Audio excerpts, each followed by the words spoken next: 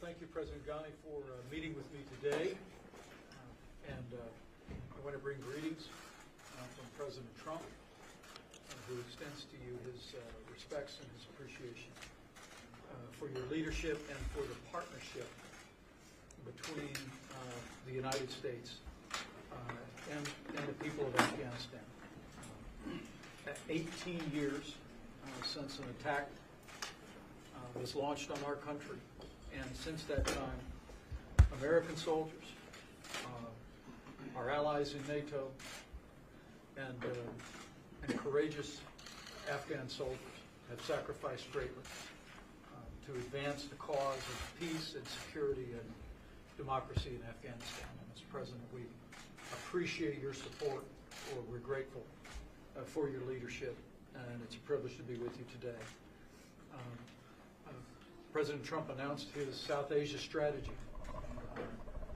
a year ago last fall, and the United States and our allies, working closely with your armed forces, took the fight to the Taliban, Al-Qaeda, and ISIS-Khorasan, and now we are encouraged that the Taliban has come to the table. We look forward to those discussions going forward. We look forward to your engagement and your government's engagement.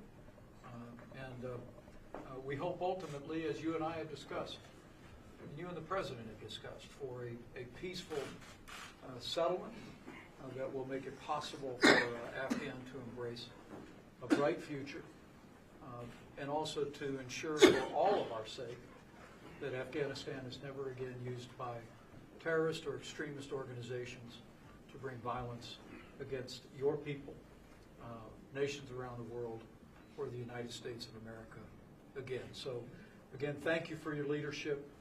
It is always good to see you, and we are truly grateful for this opportunity. Mr. Vice President, thank you for receiving me. I'd first like to pay tribute to 2,419 American men and women in uniform who paid the ultimate sacrifice. It is fortunate that since I've been president, only 66 Americans have paid that ultimate sacrifice. 66 too many, but clearly after the transition and with the launch of the South Asia strategy, now the war is no longer in America. We are grateful for the support, but it's our patriotic security forces that are doing the fighting and the dying for a free homeland and for a secure world. South Asia strategy was a game changer, and it has brought fundamental realignment and re-examination of assumptions.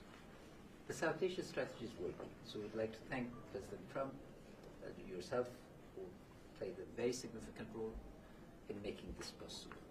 The goal of the South Asia strategy was not war, it was peace, as you and I have repeatedly discussed.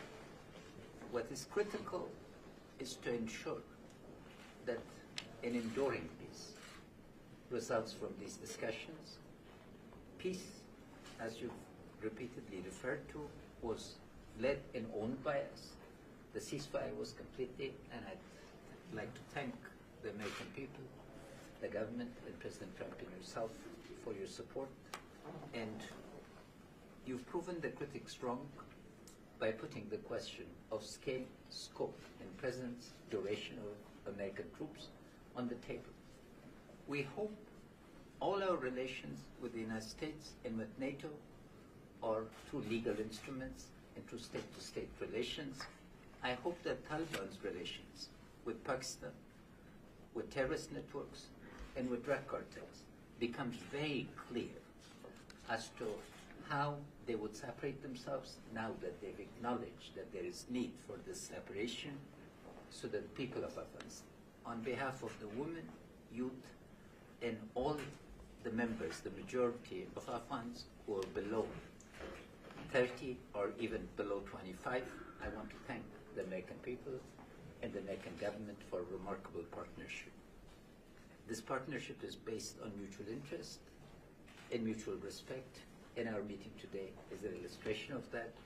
Peace is a gift that has been denied to our people for 40 years, and we are determined to deliver this gift so that we can live in peace and in harmony. We are in an open moment in history where hopefully a lot can change for the better. So thank you, Mr. Vice President. Thank you. All right, thank you guys. Thank guys. you all. Everybody, thank you.